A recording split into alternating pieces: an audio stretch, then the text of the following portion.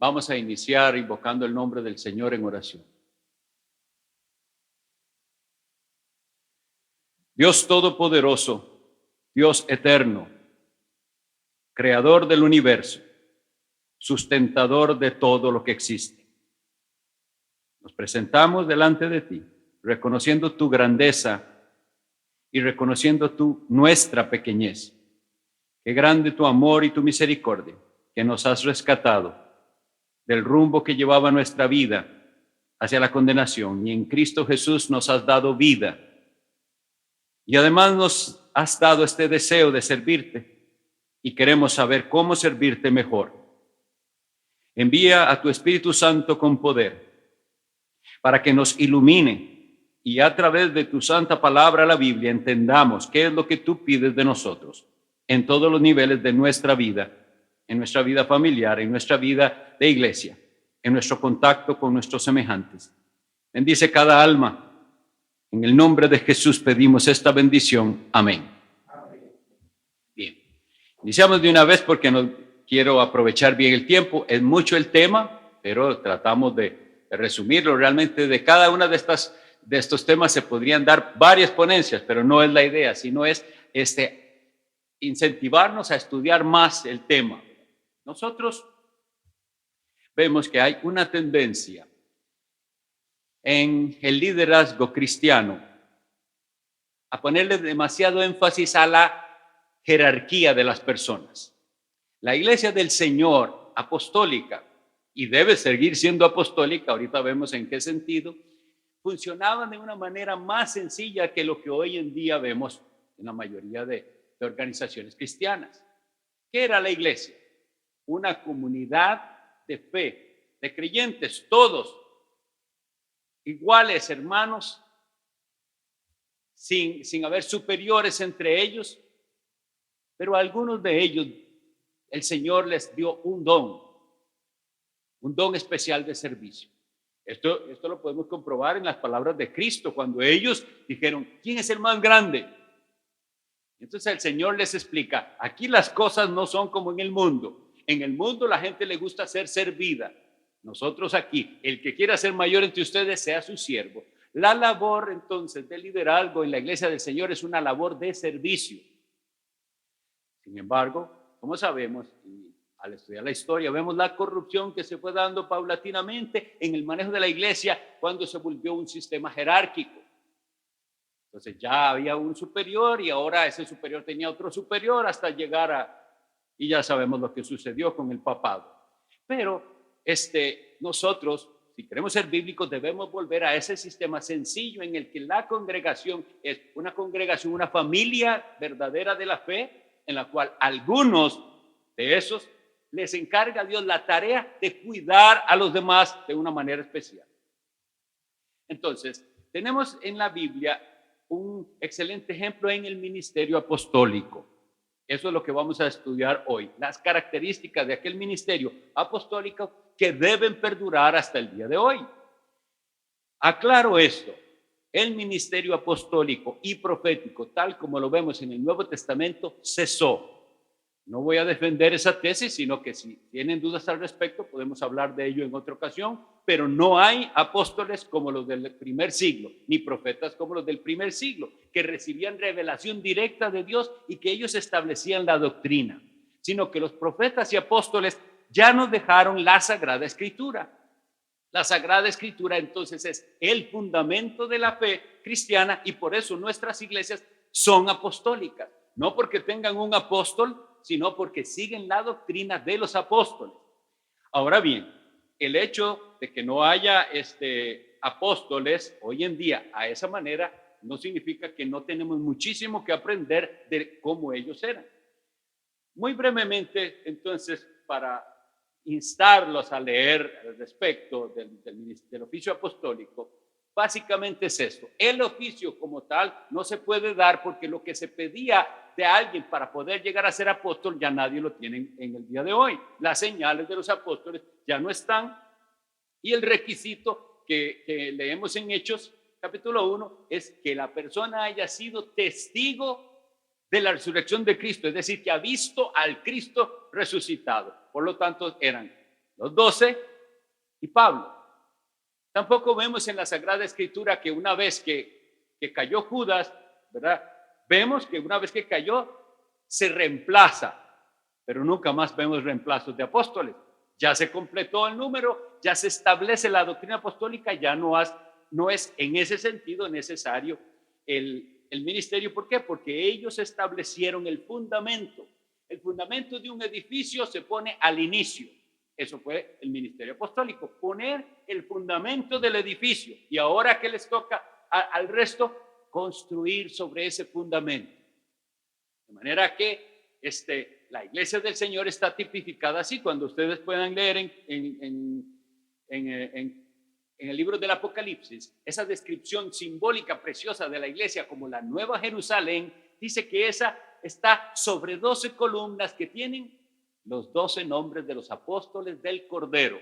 Un ministerio que entonces fue temporal, pero cuyo efecto es para toda la vida de la iglesia. Ok, habiendo dicho eso, después hay más literatura en la que podemos ahondar de por qué el ministerio apostólico en ese sentido cesó. Y muchos de los que hoy ostentan el título apóstol han caído lamentablemente en esa tendencia de tomarlo como si fuera algo de prestigio, de rango. Soy más que los demás porque soy eso. Nosotros no lo vamos a hacer, sin embargo, vamos a estudiar cómo eran los apóstoles y qué ellos practicaban, porque de ahí sí tenemos grandes enseñanzas. La palabra apóstol como tal sí se puede usar si entendemos el significado. Un apóstol es un enviado con una misión. ¿Ven? Si eso es lo que usted me está diciendo de alguien que es un apóstol que fue enviado con una misión, como fue Hudson Taylor en aquella época cuando él va a la China, claro que le pudiéramos llamar, pero no en el sentido escritural de que él estuviera estableciendo doctrina. La doctrina está establecida ya y los apóstoles y profetas en ese sentido cesaron. Ahora bien, nosotros, aunque no tengamos ese ministerio, sí somos igual enviados con una misión. Y entonces, si somos enviados con una misión, tenemos que ver qué enseña la Biblia, qué se pide de aquellos que perciben que ellos son llamados a esa misión. Porque tiene que haber un llamado. Existen dos estilos de llamado, uno que es interno y otro que es externo. El interno es aquello que le martilla en el corazón a la persona y dice, no se lo dice a nadie, no lo anda diciendo, pero en el corazón le arde por servir a Cristo de una manera dedicada, por hablar del Señor, por ganar almas, por guiar a otros a Cristo. Ese es el llamado interior, que en un sentido lo tiene todo cristiano, pero el que es llamado al ministerio de una manera tan intensa que, como dice el apóstol Pablo, la comisión me ha sido dada y no puedo hacer otra cosa que hacer eso. Decía Charles Spurgeon en el siglo XIX, si usted puede hacer otra cosa en la vida, es decir, si usted puede escoger entre profesiones, usted no va a ser pastor. El pastorado es para aquel que dice, nada en la vida me va a satisfacer, solo servir dedicadamente a Cristo como expositor de su palabra y ministro del evangelio. Bueno, si eso está ahí en el corazón, luego viene un llamado externo que hace la iglesia cuando observa y ve que la persona tiene el don. El don. La Biblia nos dice específicamente que tiene que tener un don de la palabra, apto para enseñar. Eso está en 1 Timoteo 3 y en Tito 1 los requisitos. Pero si somos atentos en esos requisitos de 1 Timoteo 3 y Tito 1, solo ese es un don como tal, apto para enseñar. Todo lo demás que leemos son características de su persona como tal, es decir, cualidades de carácter. Entonces esto nos debe hacer pensar que esto no descalifica a muchos descalifica, no cualquiera lo puede hacer. ¿Por qué? Porque no cumple lo que la palabra del Señor dice, que sea ejemplar en esas características que dice 1 Timoteo 3 y Tito 1. Ahora bien, aunque este no es el tema, sino que lo voy a tocar muy rápidamente porque lo que quiero es ir a las enseñanzas del apostolado, quisiera enfatizar algo, que cuando la palabra del Señor describe esos requisitos de los ancianos u obispos, dice esto, que tiene que ser irreprensible, marido de una sola mujer, sobrio, prudente, decoroso, hospedador, apto para enseñar, no dado al vino, no pendenciero, no codicioso de ganancias deshonestas, sino amable, apacible, no avaro, que gobierne bien su casa, que tenga a sus hijos en sujeción. Esas características que he dicho ahí, las debe cumplir todo cristiano realmente. Todo. O sea, nadie puede leer esto y decir, bueno, yo no soy pastor, entonces sí puedo ser dado al vino. Entonces, yo no soy pastor, entonces sí puedo ser codicioso de ganancias deshonestas. No, nadie debe ser codicioso de ganancias deshonestas. Nadie debe ser pendenciero. Nadie debe ser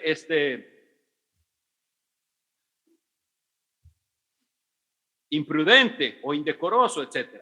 Sin embargo, se pide de los que van a ejercer el liderazgo que tengan estas características en un nivel más elevado para ser dignos de imitar.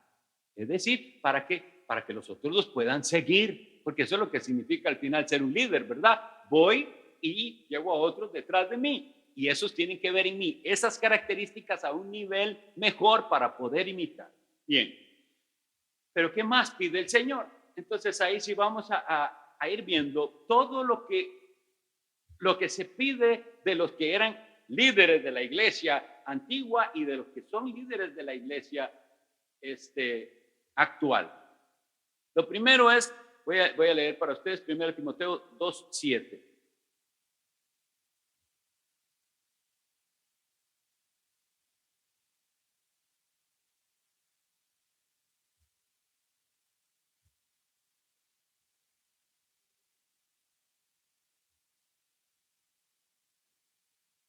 Dice así, el apóstol Pablo hablando de sí mismo, dice, para esto yo fui constituido, oigan la frase, predicador y apóstol. Digo verdad en Cristo, no miento, y maestro de los gentiles en fe y en verdad. Cuando nosotros vemos esto, el predicador es un heraldo. ¿Saben qué es un heraldo? Un heraldo era una persona que traía una noticia en la antigüedad y la comunicaba a otros. Él trae un mensaje. Esa es la idea también de ser embajador. Es decir, vengo de parte de alguien, ese es el heraldo, vengo de parte de alguien, pudiera ser del rey, del gobernador, de quien sea, y voy a dar un cierto mensaje, a eso me mandaron, a dar un cierto mensaje. Si nosotros entendiéramos esto, tenemos que tener bien claro quién envía y cuál es el mensaje. Lamentablemente, algunos han olvidado estas dos cosas y piensan que los envía una organización humana, no realmente Dios. Y luego el mensaje lo han adecuado para que sea agradable a aquellos que lo escuchan, pero esa no es función del embajador ni del heraldo, es decir lo que le mandaron a decir, ser un embajador. Ahora pensémoslo en la actualidad. Tenemos un embajador de cualquier república que tenga aquí, embajador de los Estados Unidos, por decir. Ese embajador no tiene potestad de decir las cosas como a él le parecen o sus opiniones. Él tiene que estar en concordancia con lo que Washington le dice. Nada más, eso es ser embajador. Si ese embajador se pone a hablar cosas contrarias a Washington, ¿qué hace Washington? No me lo quita. Manda a un embajador que esté en consonancia con lo que la capital del país o el gobernante que lo envió. Pensemos así. Si nosotros somos embajadores de Jesucristo, nosotros tenemos que decir única y exclusivamente el mensaje que Jesucristo nos envió a decir. No variarlo, no poner nuestra opinión, no escuchar otras voces. Somos anunciadores, y por eso dice ahí la palabra predicador. Hoy en día la labor de predicación no es apreciada, no es valorada. De hecho, la gente dice, ¿cómo se van a sentar ahí a oír a un hombre hablar? casi una hora, porque cayó en desuso el ministerio de la predicación. Entonces, mejor, ¿qué hacemos? Bueno, veamos videos, películas, otra cosa, pero escuchar a alguien. Sin embargo, eso es lo que nos envió a hacer. Predicador, yo vengo con un mensaje. El mensaje no es mío, es de Dios, y Dios lo tiene aquí. Y la tarea nuestra va a ser tan cuidadosos de dar este mensaje lo más claramente posible y lo más apegado a lo que dijo el que nos envió, porque si no estamos siendo malos embajadores. Terriblemente hemos de decir que la situación es tan triste que hay quienes están jugando de embajadores y no conocen al rey que los envió o al que supuestamente los envió. Hagamos entonces la primera aplicación. Si usted quiere ser o se considera, porque es pastor de una iglesia, embajador del rey, la primera pregunta es, ¿conoce usted al rey? El asunto es que si usted no conoce al rey, su función de embajador va a ser muy mala. Usted habla de alguien que no conoce. Se supone entonces que tenemos que conocer a aquel al cual representamos. Hay una iglesia que para mí es muy ejemplar, que se ha sostenido durante siglos muy fiel al mensaje, y es la iglesia que en Londres se llama el Tabernáculo Metropolitano. Ahí fue pastor hace siglos Charles Spurgeon, John Gill y otros muchos. Es una iglesia que data su fundación desde 1650. Hay muchas iglesias como esa de vieja o más viejas, pero el punto es que muchas se han desviado. Lo impresionante del tabernáculo es ver la fidelidad con que Dios los ha guardado a través de los siglos. Y en una ponencia que escuché al pastor Masters de esa iglesia, que tiene como 50 años de ser pastor de ahí, dijo algo que quisiera compartir con ustedes, que es algo útil para nosotros considerarlo. En esa iglesia, como es en Londres, Londres es una ciudad bastante cosmopolita, hay personas de tantas partes, y de hecho, esa iglesia tiene un ministerio de traducción simultánea en los cultos a 11 idiomas. Tienen traducción al español, al portugués, al coreano, al chino, al iraní, al árabe, una cantidad, y al lenguaje de mudos. O sea, esa iglesia está llena de gente de todas partes. Negros, chinos, latinos, ingleses, asiáticos, lo que sea, de todo hay. Y una vez visitó la iglesia un funcionario del seminario Fuller de los Estados Unidos, un seminario que alguna vez fue bueno, pero ya es un seminario liberal, es decir, modernista, y le expresa al pastor Masters cómo le impresiona ver una iglesia con tanta diversidad étnica, es decir, gente de tantas partes. Y él le dice, ¿cuál es entonces el enfoque contextual de ustedes? Las palabras que usan estos que van a estos seminarios. Y el pastor Peter Masters le dice, ninguno. Aquí no hay eso. Nosotros predicamos el evangelio, que es el mismo para gente de todas partes. Hoy en día en los seminarios hay una hasta carrera en sacar una especialización en la cultura tal. Y en eso lo que están haciendo es variando el mensaje a causa de ciertas culturas. Se interpreta como sensibilidad cultural, pero no lo es. El pastor Conrad Mbewe de Zambia escribió un artículo muy bueno que él me dio oportunidad de traducirlo, y él decía esto: no hay un cristianismo africano. No tenemos que someter el evangelio a la cultura, sino tenemos que someter la cultura al evangelio y al enfoque del reino de Dios.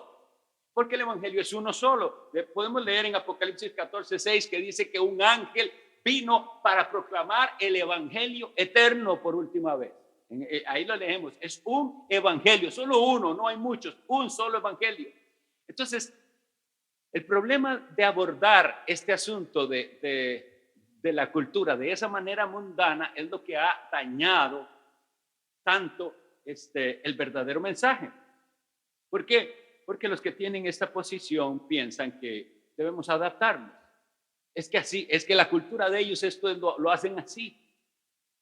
Ahora, tenemos que ser sensibles. Habrá cosas que son indiferentes y que si ellos las hacen así y no son pecado y no van contra ninguna de las normas bíblicas, está bien que lo sigan haciendo así, pero la palabra de Dios tiene que transformar todas las áreas de nuestra vida.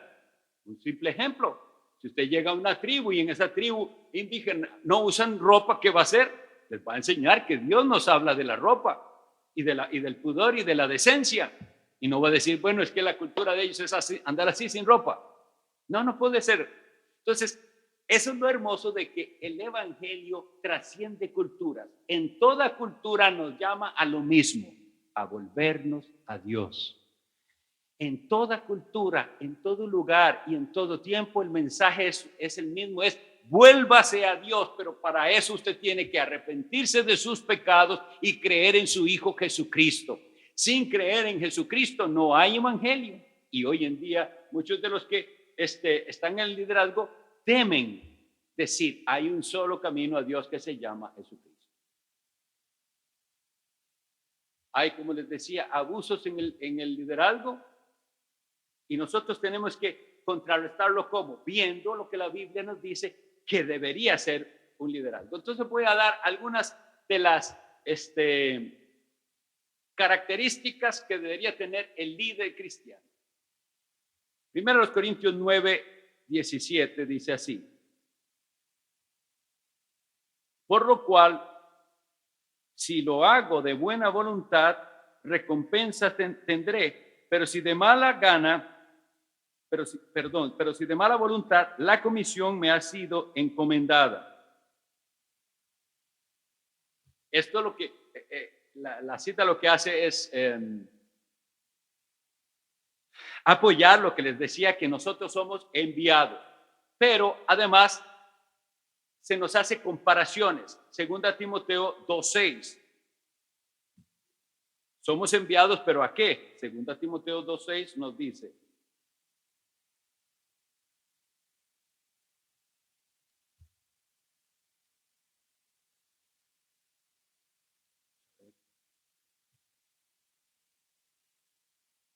el labrador, para participar de los frutos, debe trabajar primero.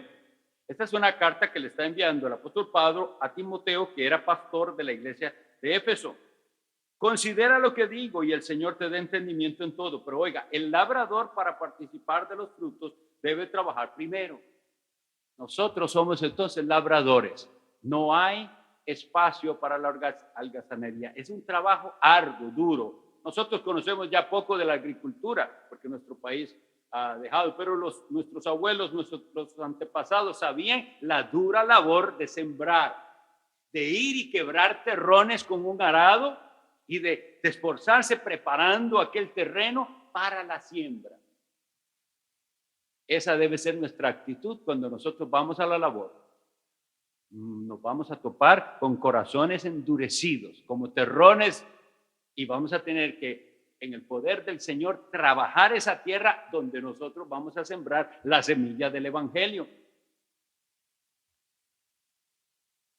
Otra de las cosas que se exige de nosotros es que seamos mayordomos. El mayordomo, no sé si todavía hay mayordomos, pero por lo menos gente que hace esa función, es el que está administrando toda la hacienda de una persona como si fuera de él, pero sabiendo que no es de él. El mayordomo compra, administra, reparte, y todo lo hace sabiendo que no es para él, que él tiene a quién responder. Nosotros así es como tenemos que hacer la labor. Saber, a nosotros se nos encomendó algo y trabajamos como si esto es nuestro, pero no es nuestro, es de Cristo. Cuando nosotros leemos, y voy a invitarlos ahí porque sé que este versículo lo conocen muchos, Hebreos 13:17. Hebreos 13:17 dice así: obedeced a vuestros pastores y sujetaos a ellos, porque ellos velan por vuestras almas como quienes han de dar cuenta. Ok, estoy seguro que el énfasis mayoritario de las predicaciones que he oído de este versículo está en lo primero: obedeced a vuestros pastores y sujetaos a ellos. Y lo toman los líderes para entonces exigir la sujeción de aquellas personas a las cuales pastorean. Bueno, la Biblia dice que es válida esa obediencia y ese pastoreo, pero la segunda parte es la que debería importarnos más a nosotros, donde dice, ellos velan por vuestras almas como quienes han de dar cuenta. Si usted es pastor o aspira a ser pastor, imagínese el día en que usted está frente al Dios Todopoderoso y Él le va a decir, le va a pedir cuentas de si usted veló por las almas que Él le dio a usted, se las dio para que usted las cuidara. Si usted veló por ellas, usted tendrá que dar cuentas.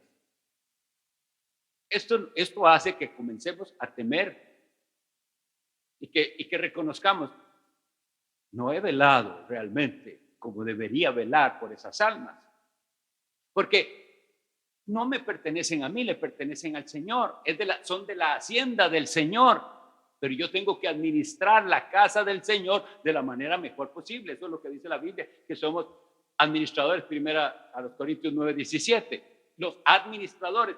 ¿Cómo estamos haciéndolo? Con sensibilidad a que no estamos tratando con números, sino con almas.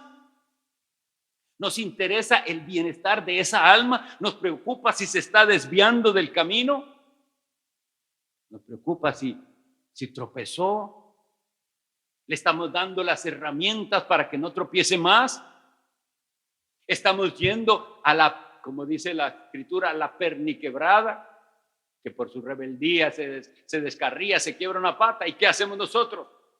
Bueno, muchos hoy en día simplemente dicen, bueno, eso le pasa y se lo merece. Pero así no es como los pastores, líderes, tratan el asunto. Sí, muchas veces se lo merece, pero nosotros vamos y tratamos con aquella pierna quebrada y vamos a hacer toda la labor de cuidado de esas almas. ¿Por qué? Por amor a esas almas, pero es que tengamos temor, como quienes han de dar cuenta. Si nosotros tuviéramos un poquito más frecuente en nuestra mente que hay un día de juicio, esto nos haría más cuidadosos y más sensibles. Por eso es que también cuando una iglesia va creciendo de número, se necesitan más que se encarguen de las almas. Ahora bien, nunca el hecho de que usted tenga gente que le ayude le excusa a usted de no involucrarse. Eso es ayudándole, pero ¿de quién es la responsabilidad? De aquel al que Dios se la encomendó. Hay un abuso de la palabra ministro y ministrar. Hoy hay extrañas ideas de lo que la gente cree que es ministrar. De hecho, se escucha en cierto lenguaje evangélico esa palabra ministrar y usted dice, ¿qué quiere decir con eso? Ministrar. La palabra ministrar simplemente significa servir. Un ministro es un servidor. Así deberían entenderlo incluso los ministros del gobierno. Sabemos que no lo entienden porque se sirven más bien de sus puestos y no sirven al pueblo. Pero eso es lo que significa. Si usted quiere llegar a ser un ministro del evangelio, usted está diciendo, yo quiero ser un servidor del evangelio. Yo quiero servir a las almas, serles de utilidad a ellos. ¿Es esto lo que usted tiene en mente cuando piensa en el ministerio? Lamentablemente, y tendré que insistir en ello, todas las conferencias hay un cierto énfasis en la posición, en lo que esto significa. Y esto es algo de serio cuidado. Les digo con conocimiento, solo estar aquí frente a ustedes en un púlpito es riesgoso, porque yo estoy en una posición de autoridad. Estoy hablándoles y ustedes me tienen que escuchar a mí. Y eso alimenta el orgullo. Y digo, wow, ¿cuántos vinieron a escucharme a mí? Ya con solo eso ya caímos. Nosotros tenemos que ser una clase de ministros, de servidores del Señor, como lo era Juan el Bautista, que Juan el Bautista daba un mensaje que siempre apuntaba al Cordero de Dios que quita el pecado del mundo, del cual decía él, yo no soy digno ni siquiera de desatar la correa de su calzado. Pero dicen, cuando sus discípulos le hablan de cómo iba creciendo el ministerio de Cristo, ¿cuál es la respuesta del profeta Juan? Es necesario que así sea, que Él crezca y que yo mengüe. Si nosotros no vemos el ministerio así, entonces caeremos en una terrible trampa porque nuestro corazón es orgulloso. Nosotros debemos decir que en cada mensaje que yo dé, que en cada consejería que yo dé, que en cada amonestación, ¿quién se ha presentado? Jesús. Jesús en todos sus aspectos, no yo. Por eso es que es tan triste la llamada consejería bíblica moderna, que lo menos que hace es utilizar la Sagrada Escritura. No lleva a las personas a Cristo. Entonces, si somos ministros, debemos ser servidores. Les dice la Sagrada Escritura de Samuel, el profeta, que él ministraba en el templo. Él servía ahí.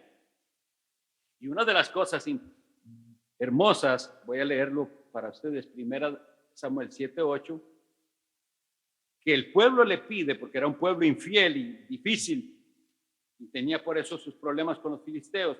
1 Samuel 7:8 dice así: entonces dijeron los hijos de Israel a Samuel: no ceses de clamar por nosotros a Jehová nuestro Dios, para que nos guarde de la mano de los filisteos. Y Samuel,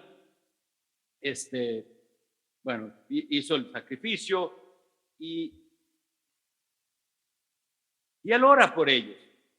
Y en este mismo pasaje, en el siguiente, él dice: yo no voy a dejar de orar por ustedes.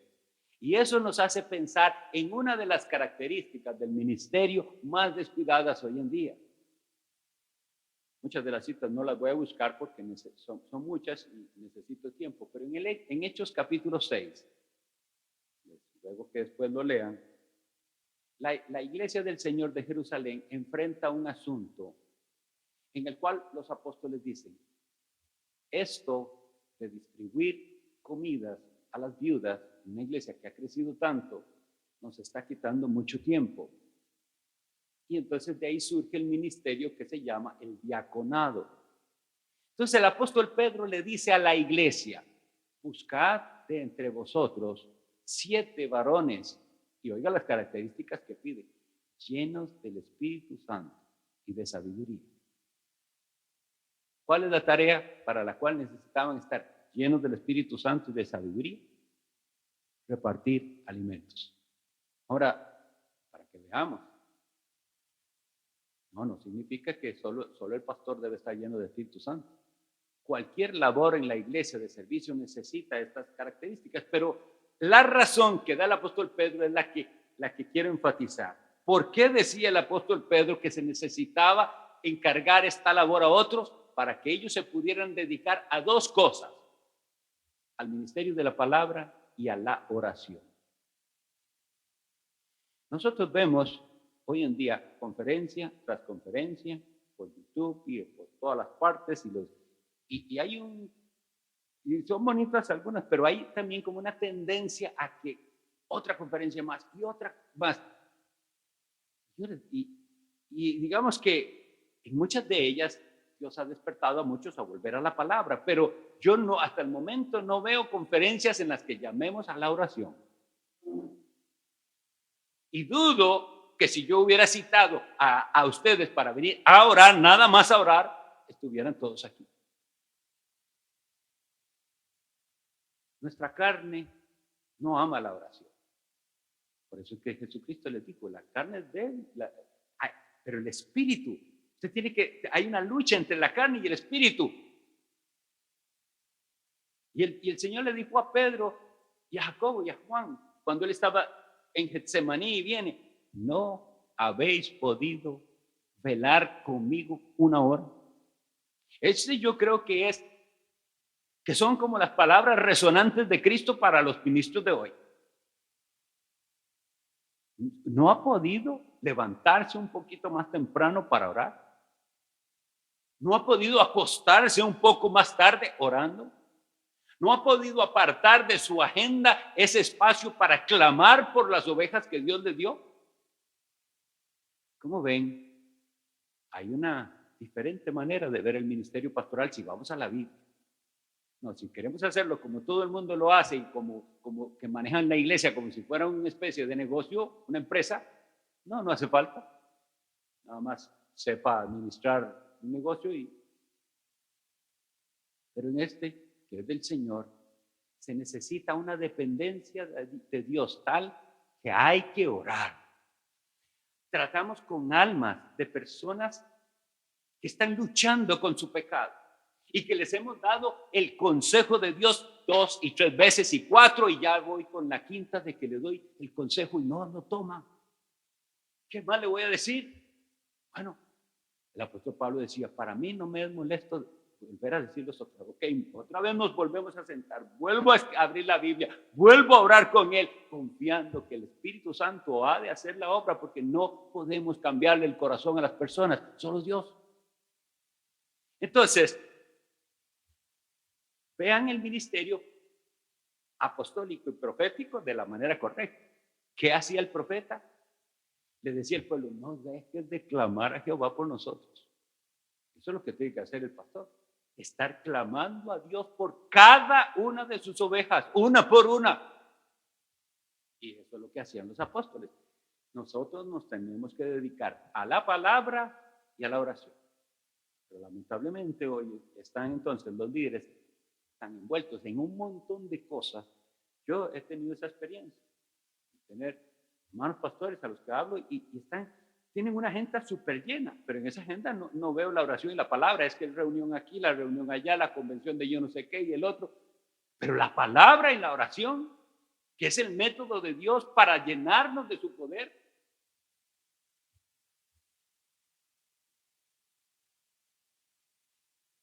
Tengamos entonces presente que estas áreas de servicio que Dios nos da son para su gloria, pero nuestro propio corazón las puede llevar a que sean simplemente oportunidades para figurar o para recibir reconocimiento. Tenemos que ser sinceros. ¿Quién no le gusta que le reconozcan cuando hace algo bien? Que está esperándolo. Lo hice lo mejor que pude, me preparé, hice, y lo menos que esperaba es que alguien lo aprecie lo que hice. Es lo natural, pero cuando esa es la motivación, ya estamos mal. No es para eso. Hay alguien al que nosotros le servimos que está invisible ahí, y él, cuando usted está predicando, está viendo qué tan fiel está siendo usted al mensaje que le dio. Nosotros tenemos que predicar la palabra de Dios con esto en mente. Aquí está el que es invisible,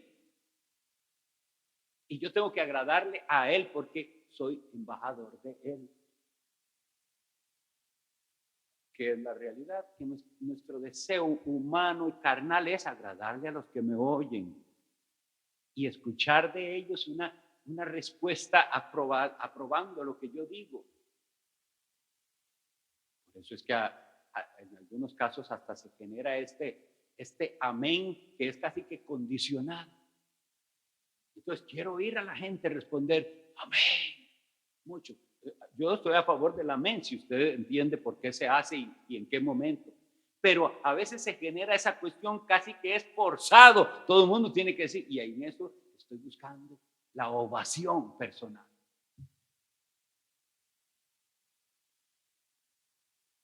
En 1 Corintios 3:10, el apóstol dice que nosotros somos constructores.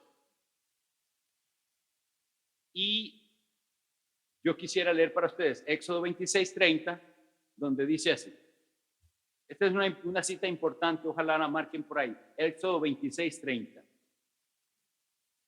Dice, y alzarás el tabernáculo conforme al modelo que te fue mostrado en el monte. Téngalo eso presente. Dios le dice a Moisés que levante un tabernáculo, pero que él no lo puede hacer a su gusto. Se le mostró un modelo en el monte. Es decir, el plano de construcción se lo dio Dios. Ahora sí, haciendo la conexión con la que les decía de 1 Corintios 3:10, dice, conforme a la gracia de Dios que me ha sido dada, yo como perito arquitecto puse el fundamento y otro edifica encima, pero cada uno mire cómo edifica, cómo sobreedifica. Entonces, en esta labor de constructores, tenemos que tener bien claro esto. No podemos variar el plano ni usar los materiales que a nosotros nos parezca. El diseño de lo que se está construyendo, a ver si me pescan la ilustración, ¿verdad? El diseño de lo que se está construyendo Y los materiales que se deben usar ya fueron especificados por el dueño del edificio. Su apariencia es la que él quiere que tenga. Hoy en día no se construye así. Se construyen iglesias al gusto de cada cual. Y por eso hay tantísimas diversidades. A estos les gusta así, a estos les gusta así. Nosotros tenemos que decir qué le gusta a Dios. ¿Cuál es el modelo de Dios? Como les digo que les leí ahí de Moisés. Hágalo conforme al modelo que se le mostró en el monte. Por eso dice el apóstol, cada uno mire cómo sobreedifica. Usted mismo puede entenderlo, una ilustración más doméstica tal vez. Cada uno de ustedes tiene su casa. Es su casa. No se acepta que otro venga, que no es el dueño de casa, y modifique su casa. Y simplemente usted le invitó y llegó, y en lo que usted fue a la cocina ve que él movió los muebles y los puso diferentes. Tan raro. Movió cosas. ¿Qué hace eso? Es que no es su casa, es la de él. Está de invitado. Si eso no se puede hacer porque no es tu casa, debemos entender que la iglesia es, en primer sentido, la casa de Dios. Así que las cosas se hacen como el dueño de casa manda. Y ahora, pensando en el sentido de construcción, mucho más, hágalo conforme al modelo que le fue mostrado en el monte. No, Moisés no fue a los israelitas y les dice, ¿y ustedes cómo quisieran que sea este tabernáculo? Y a ver qué opinan, democrático aquí. No, el modelo fue mostrado en el monte y vamos a hacer como Dios lo dijo. Si nosotros pasamos eso a la iglesia del Señor, tiene mucho sentido. La iglesia del Señor debe ser construida según el modelo que Él nos dio. Pensémoslo entonces. Cada uno de nosotros está sobreedificando o ayudando a edificar la iglesia del Señor. Eso dice la Sagrada Escritura. Pensemos, estamos procurando que sean las características agradables al dueño de la casa.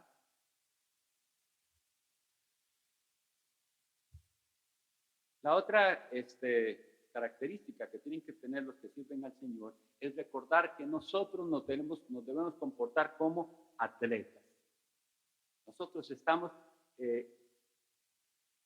con algo en mente y es la meta. Eso le decía el apóstol Pablo a Timoteo, 2 Timoteo 2:5, comparando la carrera cristiana con el atletismo. No va a ganar medalla nadie que duerme tarde. Estos que ustedes ven que ganan medallas olímpicas madrugan a entrenar y entrenar y entrenar. Lo que nosotros estamos trabajando es algo mucho más importante y es espiritual. Y yo pregunto, ¿hay comparación con eso que hace el atleta de entrenar hasta el extremo, a llevarse el mismo, voy más allá? No, muchos de los que están en el ministerio han caído en la pereza, pero esta no es una carrera fácil. Tampoco es una carrera en la que nosotros podemos decir, ya yo entrené suficiente. Y eso sí se hace en este mundo. Ya llega un momento en el que usted se jubila. Esa manera de ver el ministerio es muy peligrosa y se da en muchas partes. Y lo que hace es tratar al ministerio pastoral, al de liderazgo, como si fuera cualquier otro oficio. Entonces, yo sirvo de aquí a aquí y ahora como que estoy mejor, ya hasta aquí llego y ahora me dedico a mí mismo, a pasear o a lo que sea. Este llamamiento es un llamamiento hasta la muerte. No estoy diciendo que no hay manera de jubilarse, sí, cuando ya nuestra salud no lo permita o nuestra edad sea tan avanzada que no podemos cumplir con la tarea, vamos a tener que dejar nuestro espacio y alguien más lo tomará, pero nosotros no dejamos la carrera, simplemente ahora vamos a correrla diferente desde donde estemos.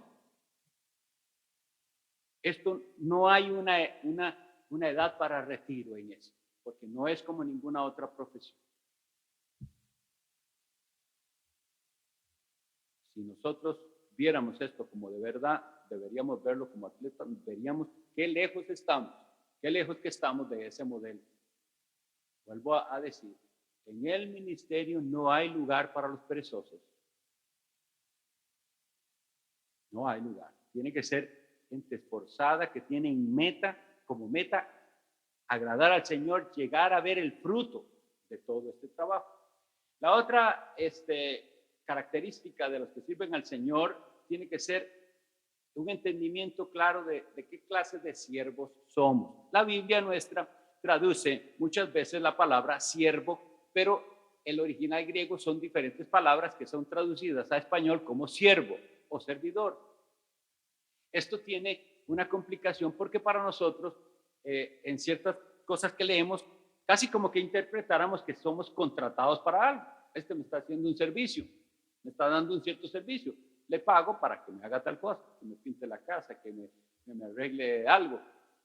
Eso tenemos nosotros como esa área de servicio, pero realmente es algo para lo que fue contratado. Pero en la Sagrada Escritura, en varias partes, Romanos 1:1, 15:16 y otras partes, la palabra que está traducida como servidor o siervo no es así. Es la palabra griega doulos. Y doulos no era un servidor contratado, era un esclavo. Era una persona que no tiene horario, que está al servicio del que lo compró. Y entonces, si nosotros entendiéramos esto, nosotros no seríamos como aquellos que son solo pastores mientras están en el púlpito. Ya cumplí, ya me bajé, hasta ahí llegó la tarea. No, el ministerio nos lleva a ser siervos de Cristo donde quiera que estemos.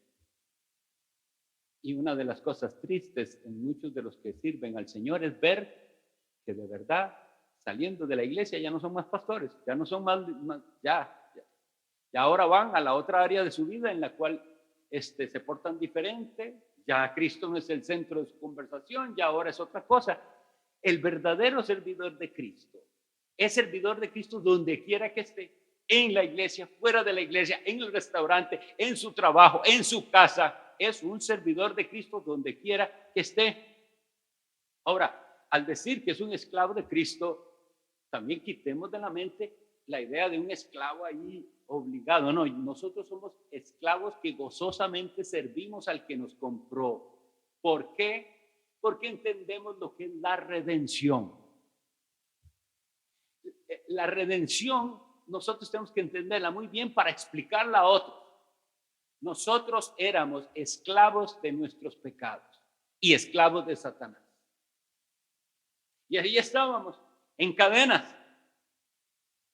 Pero viene alguien y paga un precio para que ya no estemos ahí encadenados a la venta, sino que Él nos compra. Y ahora somos del que nos compró. ¿Quién es ese que nos compró y que pagó? El que nos compró es Jesucristo. Y lo que Él pagó es su propia sangre. Y ahora entonces nosotros somos servidores voluntarios y gozosos de aquel que nos compró cuando éramos esclavos del pecado. Pero como les digo, es bueno, imagínense que estas cosas, estas malas comprensiones del ministerio han llegado a tales puntos que yo fui testigo de algo muy triste hace muchos años. Como les suelo decir a las personas, uno a veces aprende por buenos ejemplos y otras veces por malos ejemplos. Por cosas que yo digo, esto no debería ser así, pero algo aprendí que no debería ser así. Un pastor mayor diciéndole a otro más joven que nunca diera su número celular, porque si no, no lo van a dejar en paz. Yo no podía creer lo que oía, pero digo yo, bueno, esto me hace entender que ninguno de los dos está entendiendo lo que es el pastor. Porque nosotros nos debemos a esas ovejas por las cuales daremos cuenta. Y tenemos que ser transparentes con ellas y es tener una confianza con nosotros tal que saben que nosotros estamos dispuestos a la hora que sea a estar, excepto algo nos lo impida, pero la disposición del corazón tiene que estar ahí para estar con ellos, para orar por ellos, para estar cuando sufren, para estar cuando nos necesitan, sin horario. Nosotros no podemos ser selectivos en estas tareas. De hecho, también en algún momento escuché a alguien que decía, a mí lo que me gusta es enseñar, nada más. Y yo le digo a mi pastor, a mí déjeme enseñar, pero nada, no me vaya a pasar nada de otra cosa, de consejerías o cosas así. Lo que quiero es enseñar. Así no funciona el ministerio. Usted toma todo lo que implica. Sí, enseñar, que es la parte bonita. Fácil y usted está, no fácil porque hay que estudiar y prepararse, pero la otra parte difícil de tratar con las almas en privado, la visitación, la oración intensa por esas almas, no tenemos derecho a ser selectivos en cuanto a las tareas. Y no hay vacaciones en un sentido. Bueno, cuando digo no hay vacaciones no significa que es que no tenemos derecho a tomar un espacio de salir. Sí lo tenemos, pero ahí de vacaciones seguimos siendo ministros de Cristo. ¿Me entienden lo que digo? Es que no puedo quitármelo un tiempo y decir, bueno, esta semana como estoy de vacaciones, entonces no hablo nada de la Biblia ni oigo a nadie. No, ahí donde estamos seguimos siendo siervos de Cristo. Y ahí llevamos el mensaje a los que Dios nos ponga. Y si usted no tiene esta visión y no se goza en eso, usted no está para el ministerio. Tiene que gozarse en la tarea donde sea que usted esté. No tiene que haber tampoco conflictos entre negocios personales y el ministerio. Hay quienes, pues, tienen negocios y son negocios válidos, honestamente llevados, y está bien. Pero en el momento en que eso interfiere en el ministerio, la persona tiene que tomar una decisión. Muchos han tomado la decisión de seguir con sus negocios. Es una decisión, pero lo que no se puede hacer es tener esa mezcla. Los hombres de Dios trabajan por amor a Cristo y al rebaño de Cristo. De manera que un traslado a otro lugar tiene que hacerse por las razones correctas.